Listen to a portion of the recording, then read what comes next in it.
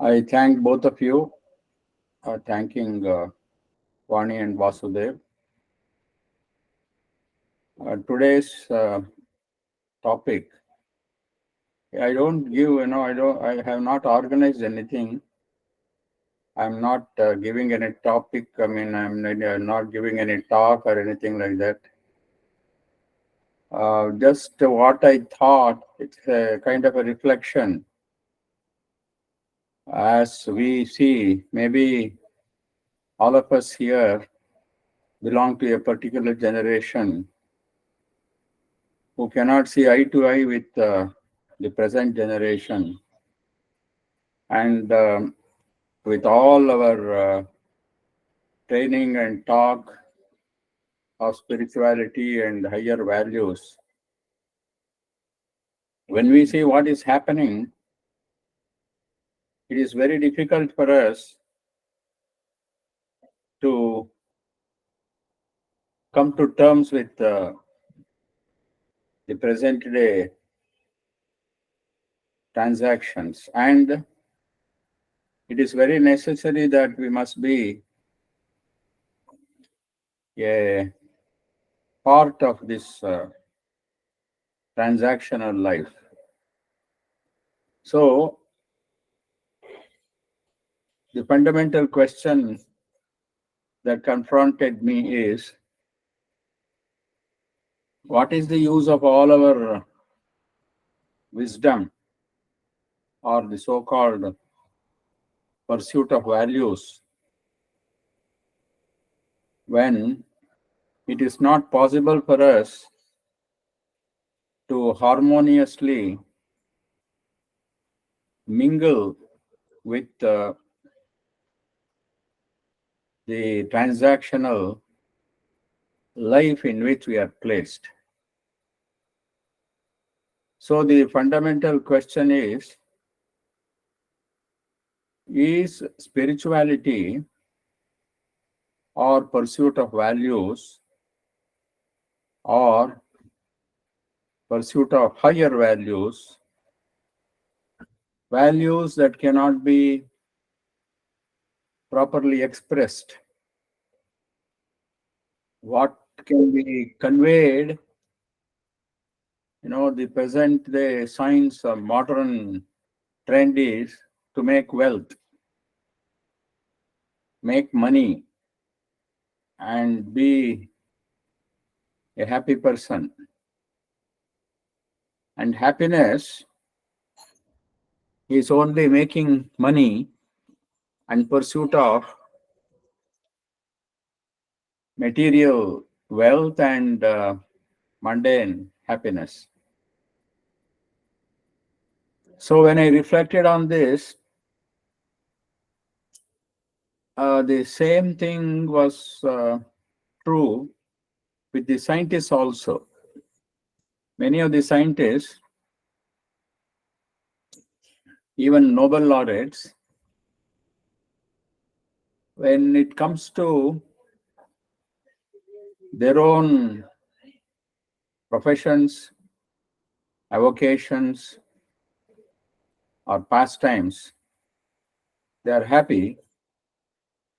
But in fact, in facing the actual life, they find it very hard. And there seems to be a kind of a lack of communication between the so-called people who are pursuing higher values or who want to understand or fathom life, and people who are happy with the creature comforts in life. So when I say transactional life, I mean the ordinary life, the view of the people in general and what they want. And when I say spirituality, or when I say morality or ethics or civic sense or good manners or self-discipline, these virtues and values, it appears that the generality of the people do not either understand nor value them. So what I was reflecting was whether the pursuit of higher values, or for that matter, now let us restrict to the spiritual pursuit or spiritual enlightenment, is it exclusively personal, or whether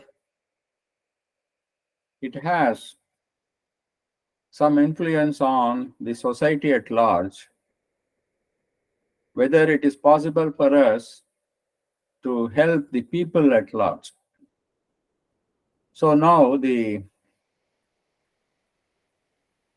problem reduces or can be expressed in terms of exclusive personal improvement or satisfaction or development or seeking a kind of peace, personal peace. That is, on the one hand, it is exclusive, and the other is, are we of any help to the society? Seeking higher values or spiritual enlightenment, whether it is of any use in our life to find peace in our transactional life, and also to improve the life of the people at large. What I found when I dwelt deeply into it, I went to paleontology. Paleontology is a branch of science, and it tells us how man has come to this level of understanding, how his mind has developed, how of all the species of lives, it is man. There are so many animals, there are so many plants, and perhaps it is not possible for us to count. So countless number of species of living beings are there. And human life or human species is one such. And how, and even the human being is different from other species of life, animals and plants,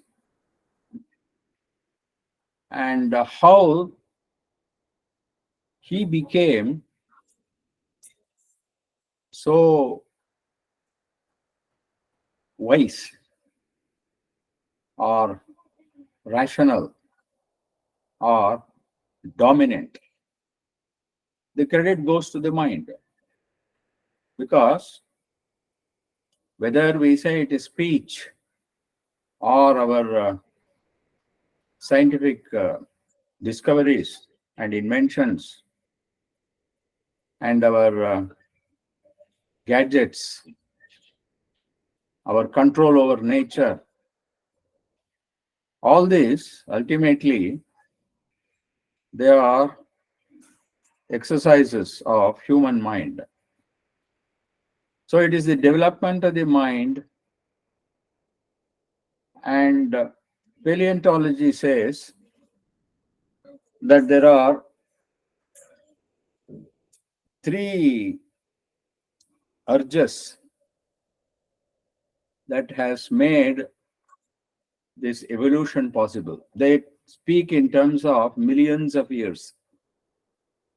They say that, this mind or spirit or consciousness has evolved over a period of time.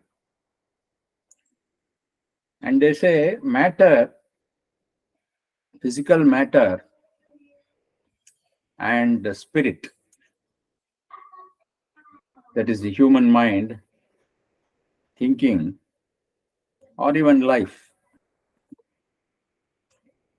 I know it is a continuum from the inert matter to the most advanced mind, Chaitanya, as I say, how this Chaitanya has evolved, how this consciousness has evolved, how this human spirit, the mind has evolved.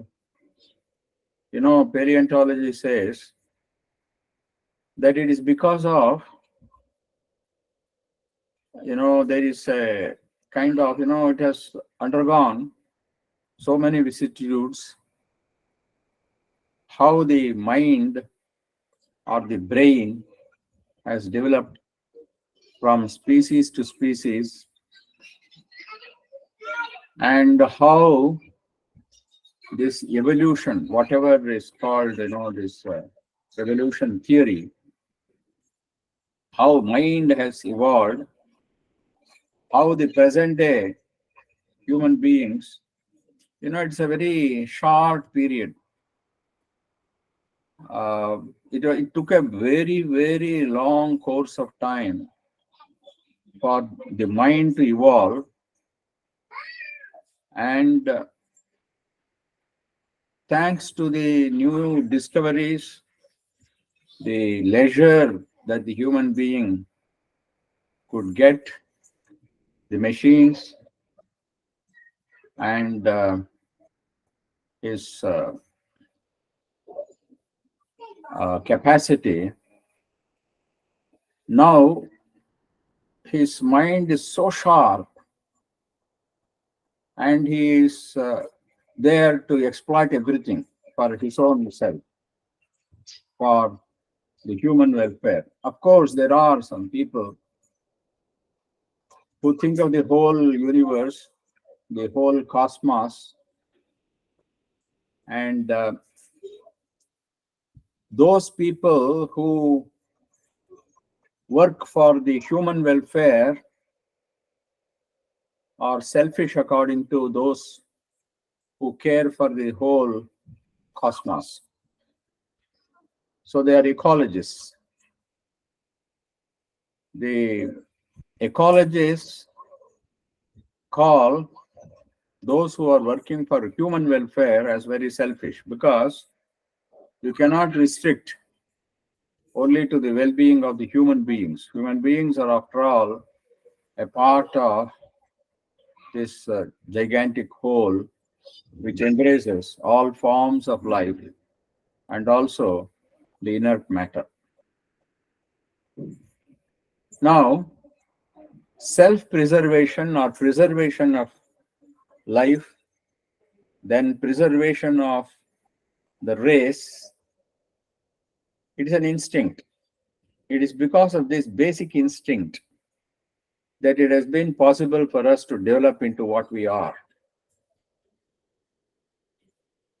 Science, they conduct a lot of experiments, and on the basis of observation, they have found out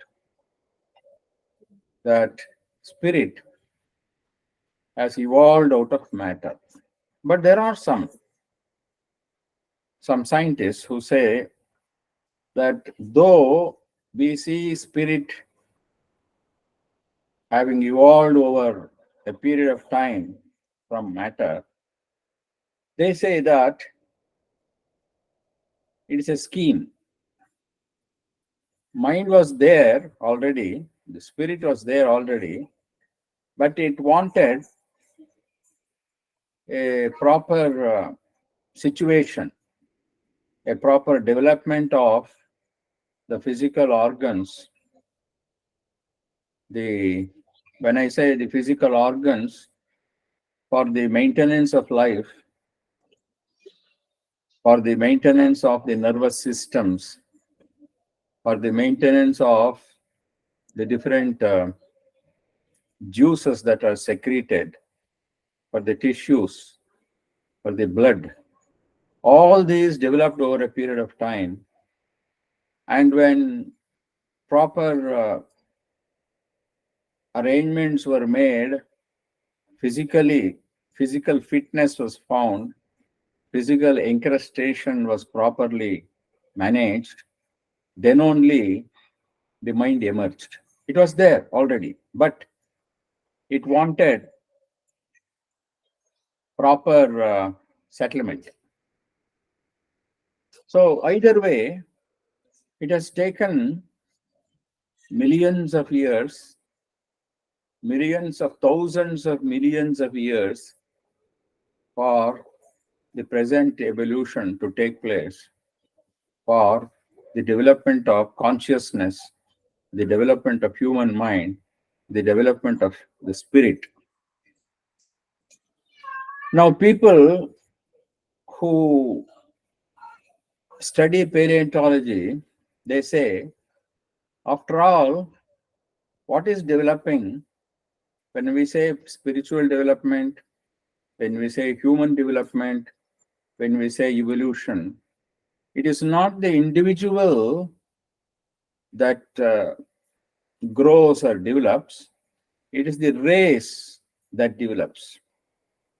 So, evolution is not the evolution of an individual.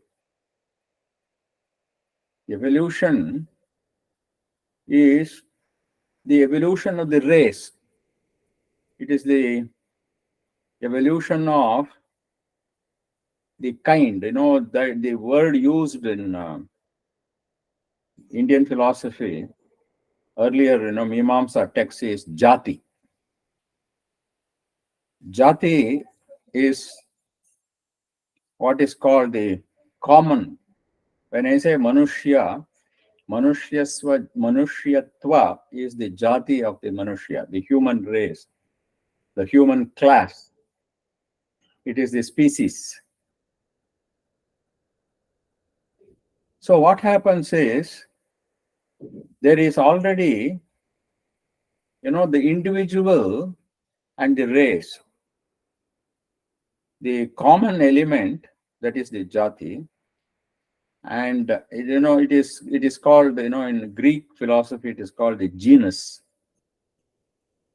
So the genus, or what is called jati, manushyatva, or pashutva, or the physical objects, it is called achit, inert matter. And even that, has evolved over a period of time. The physical matter is made to evolve over a period of time by the life element, or the spiritual element, or the chaitanya, or the consciousness. The consciousness, what the Upanishads call it, bhogya, bhogopakarana, bhokta, and prerita. Bhogya vastu, bhogya is that which is the resource, the resources, making use of which. It is also called annam. So the physical elements, they form the annam, the food, for the chaitanya to develop, And this Chaitanya, the spirit, or we can even say life, evolves. And you are all familiar with Annamaya Kosha, then Pranamaya Kosha, Manomaya Kosha, then Vijnanamaya Kosha and Anandamaya Kosha. So when I say a human personality, when I say a species of life, even an animal, life has got several sheets, several layers.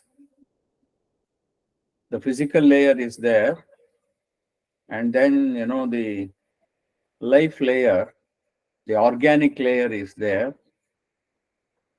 and then we are a combination of all these: physical life, physical organs, the tissues and the nerves and the flesh and the different systems like our blood circulation system or digestive system, the pancreas, etc., and the endocrinal system, then the mind, the brain, the manomaya kosha, mind, mental, and then the intellect. Then beyond this intellect is one what is called Anandamaya Kosha, which gives meaning to any of these. When I say giving meaning, I remember a Greek myth in which a particular saint, I forget his name, was cursed by the gods because he divulged a divine secret to the human beings in the human world.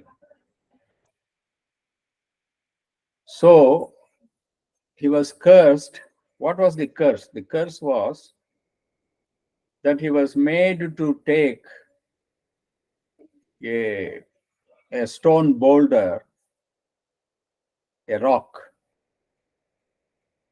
up on to the hill. So from the down to the top, he has to push it up. And when he pushes it up, it falls down.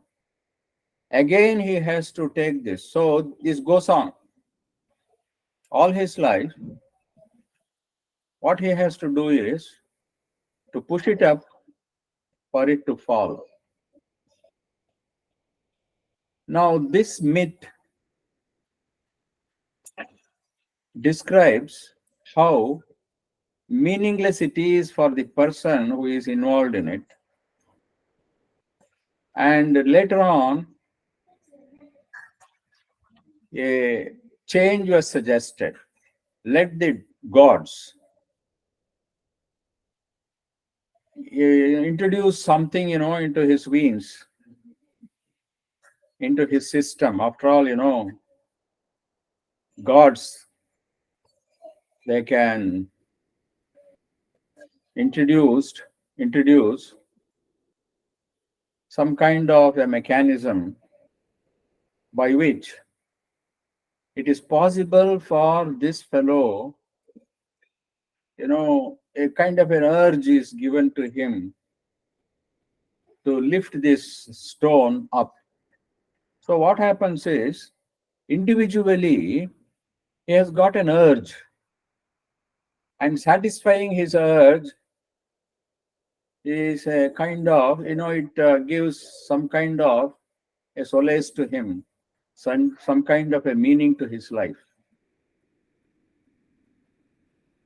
Now, why I am quoting this myth is when we look at our lives, when we look at the way the people are working so hard, for what? It at in there are moments when we feel that the whole existence, the whole life is so meaningless. It is only to satisfy some urges. There are different kinds of urges that the man, it is an urge that it is voluntary. You have no say. Even when you digest your food, you are not digesting. It is the system that digests. And you have hunger. You eat. And after eating, what you eat is digested. And again, you have hunger. You have thirst. You have sexual urge. And you have an urge to reproduce. And you have your family. And you look after your family. And you pass on whatever you have been doing to your children. And it goes on and it has been going on and it all looks so meaningless. Now, is life so meaningless? What all these, the study I was telling about this evolution for so many years, so many thousands of millions of years. What for? When I told you about the 5 sheets, the Annamaya Kosha, the Pranamaya Kosha, the Manomaya Kosha, Vijnanamaya Kosha, and Anandamaya Kosha. All these, they are integrally together. When I say a human personality is a kind of a harmonious blend of all these. When I say the physics, the physical, the chemical, the biological, the psychological, the spiritual, all together is one. And then the individual has to live with the society. Therefore, the community, the society, sociology comes into the picture, politics comes into the picture, then the civic sense, the social ethics. You have to live it. It is not an individual. So you have got to live together. Therefore, you have to follow the rules. So the individual's different layers of existence, and then his social existence, political existence, the governments, the laws of the governments, it becomes very complex. But when I say a personality, a human being, when I consider the life of an individual, all these have to be harmoniously taken together. When I say a human being is not just a spiritual being, a spirit, but he is also endowed with a body, and his organs, physical fitness, it's very important. Your hunger and thirst and all your urges are equally important. So the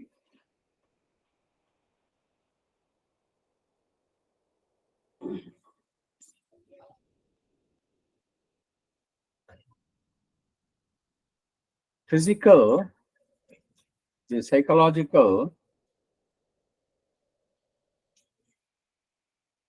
the spiritual, the social, the economic, the political, all these arenas, all these planes, all these aspects of human life have to be taken along in an integrated way.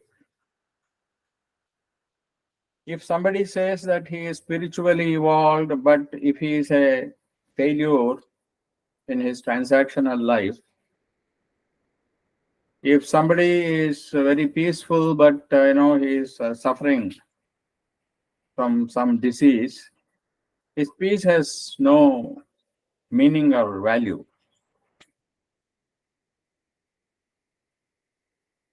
Now, there is what is called a hierarchy of values. I was telling you about paleontology. Paleontology tells that if at all human mind has developed today, if the evolution has found man at this juncture, it is because of the basic urge of the preservation of the race, preservation of life. And beyond this preservation of life and preservation of the race, there is something else. What is that?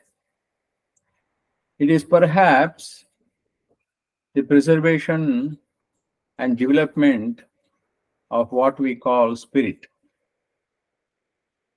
Though it has taken millions of years for the spirit to develop, for the consciousness to have come to what it is today, and it is not that the consciousness has developed, and it is not, a siddha vastu. That is what, all our philosophies, particularly, the Indian philosophy, we say, Satyam, Jnanam, Anantam. Satyam, Jnanam, Anantam, Brahma. The spirit, it is, you cannot say that perfection is achieved, the development is done. No, it is not so. It goes on, it is evolving. Consciousness is still evolving. Consciousness, I'm not talking about the individual consciousness, it is the universal consciousness. Universal consciousness, when we call it Brahma, Brihatvat Brahma, Brahmayati. Brahmanam is constant evolution, constant expansion. There is no limit for it. It is not a product. It is not something that is attained. No past tense. It is to be attained. And it is evolving. What is evolving? As the individual evolves, the race also evolves. As the microcosm evolves, the macrocosm also evolves. The universe is, it is no more a universe, it is a multiverse. It is expanding. Expansion is going on. Evolution is going on. So that way, it is not only the integration of the individual sociologically, psychologically, politically, economically, but also It is the expansion of the whole, the cosmic whole. The cosmos itself is expanding. It is evolving. It is in this context, I'm telling, that the universal cosmic ecological progress or development or expansion is not to be understood in an exclusive way. It is inclusive of all aspects of the cosmos. What I mean is, once again, I repeat, it is like time. When I say time, time can be expressed in terms of, it is an endless time. We don't know when it started and we don't know when it ends. But it is inclusive of its parts. Like an year is inclusive of the months and the days and the hours and the seconds, etc. Similarly, the concept of time, the endless time, the eternal time, is inclusive of the present day. It is inclusive of the past. It is inclusive of this year. It is inclusive of the previous years. Day is made up of so many hours. Hours are made up of so many seconds. Seconds are also made up of so many parts. So the whole is evolving, and the evolution of the whole includes the evolution of the parts. That way, when we are speaking of the spiritual welfare or spiritual enlightenment or spiritual development or spiritual upliftment, it has to be understood in a holistic way. Spiritual development is not an exclusive partial development. Spirit embraces the whole. It's a larger set. Spirituality is a value which includes all other aspects. It is what is called paripurna. In the Vedantic parlance, we say Nishkalaha, Niranjanaha, Nirvikalpaha, Nirakhyataha. Here the Nir is beyond. When I say Nirguna, it is beyond the sense of our, what is good and bad. Nirakhyataha, Nishkalaha. Kala, it's a part. Nishkalaha is beyond the parts. It is only when it is possible for us to think of the whole, then our lives become meaningful. When I told you about the Greek myth of the meaninglessness of life, if you have to find meaning, you have got to evolve. What is this evolution? Evolution is the evolution of the personality. The personality has to expand. This expansion of the personality, we have been expanding, and when the individual expands, when the individual reaches new heights, it is the race that advances. It is difficult to understand, of course, but it is true. The spiritual advancement of an individual is not exclusively limited to the advancement of the individual, but the individual's advancement is an index of the advancement of the race as a whole. And that is, natural evolution. And natural evolution happens by natural selection. That is what, the science says. It is over a period of time that this expansion has happened. And a person who is not limited to the present, who does not, try to understand the meaning of life from the present day transactional life, it is for him, a new perspective evolves.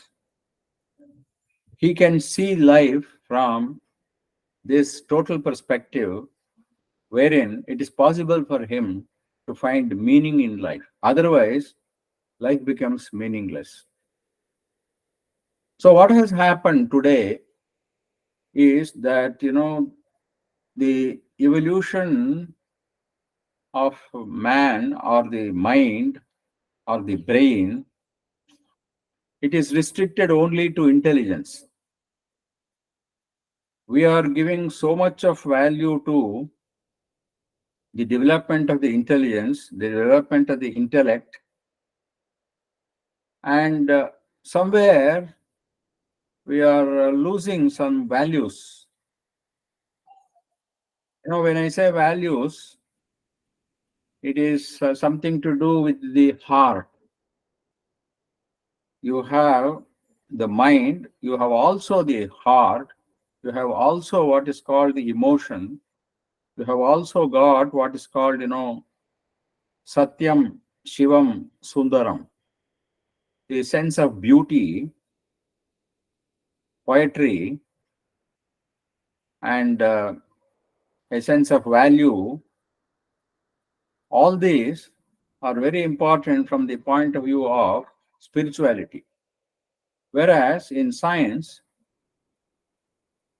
you only care for the wisdom, the intelligence. In fact, when I say wisdom, wisdom includes what is artistic and aesthetic. But when I say intellect, it is just the brain, it is just the mind. Today in modern psychology, we don't know the relation between the mind and the brain. Brain cannot be, brain is a kind of a physical apparatus. But mind is something beyond that. We don't know what is mind. We may study the brain, we may study the parts of the brain, but we don't know what the mind is and how the mind depends upon the brain. But whatever it is, we have to, when I say spiritual development, when I say spiritual expansion, when I say spiritual values, when I say spiritual enlightenment, spiritual enlightenment is not the enlightenment or development of a particular part of the personality. It is holistic.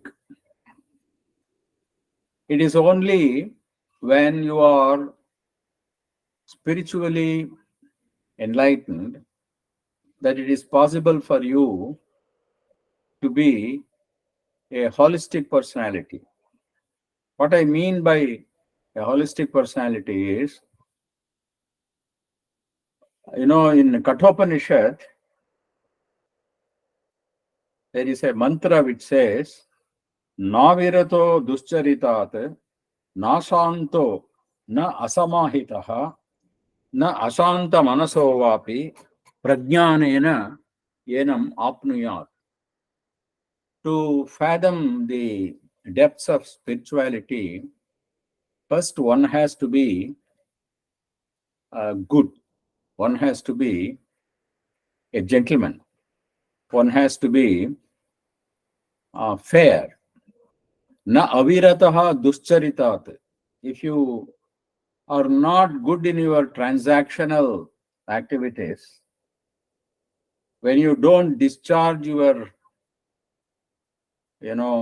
social obligations or your family obligations, when you are not good at being a normal human being, a healthy human being, even health, for that matter, if it is not possible for you to maintain your health, if it is not possible for you to restrain yourself, what is called self-restraint, if it is not possible for you to discipline yourself at the basic level, it is not possible for you to fathom the deeper depths of spirituality. Na avirataha duscharitate, na ashantaha. Ashanta, shanti is, peace. You have got to find peace. What do you mean by finding peace? You have got to be harmonious. You have got to conduct yourself in such a way that you don't be a kind of a nuisance. That's what the Gita again and again tells. That if there is a person who is a problem to others, or he finds others a kind of a problem to him, he is not spiritual. Na shanta manaso vapi. You have got to find quietude. You have got to, the what you call equanimity. You have got to find it. You have got to achieve it. And we think, by being spiritual, we become peaceful. It is not so. It is only when you achieve peace, and achieving peace is by effort, by good effort. So effort is required, willingness is required, a strong will is required. You know what happens? When it comes to physical well-being, when it comes to satisfying your urges, when it comes to your creature comforts, perhaps your will or your efforts, self-effort, your determination, it is not, all these are not so important, because the urge is there and you make wealth and you want creature comforts, and you go with the crowd and make money and find pleasures. But when it comes to morality, when it comes to self-discipline, when it comes to mental peace, when it comes to long-standing happiness, you have got to use your self-effort. It is by, that is what the Gita very clearly says, that you have got to work, you have got to put your efforts. If you don't put your efforts, it's not possible for you to fathom the depths of spirituality. What do you mean by that? What do you mean by self-effort? Uddharete atmana atmanam. Natmanam avasadayet. Self-effort is very important. You must develop that willpower, and with this willpower, you have got to put your self-effort, and gradually it is possible for you to evolve. Now, without this will, without your effort, without your, it is not a biological urge, then it is your will. It is with a strong will. The satisfaction of the intellect is different. The satisfaction of your creature urges are different. And, being a normal human being in a crowd, being, successful within quotes is different.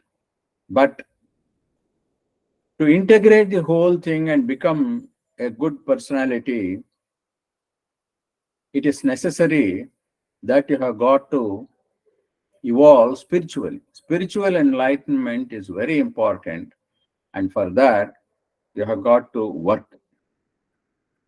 So, duty, responsibility, a clear conscience, a kind of, this is what we call dharma in the Indian parlance.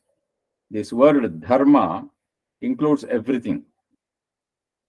You have different kinds of dharma: samaja dharma, raja dharma, then kutumba dharma, then vishesha dharma, nitya, naimittika, varnashrama dharma, samanya dharma, vishesha dharma, etc. That is, we have four purusharthas: dharma, artha, kama, and moksha.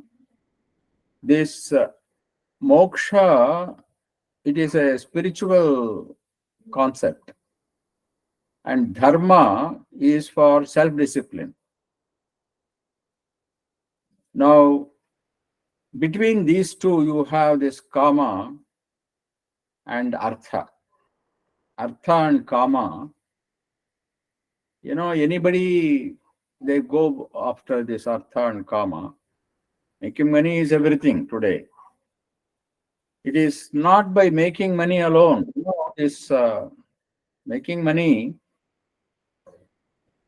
is a kind of selfishness. Selfishness is the root cause of everything, all ills. And spirituality is just opposed to that. Just, it is altruistic value, where it is tyaga or self-restraint or self-abnegation is it comes to the fore. Even in the international arena, what the economists say, economics like Adam Smith or Karl Marx, they put economics, economics is first for them. Piling up of wealth is the aim of life. And, they don't care for the, what you call the laws of natural, laws of life.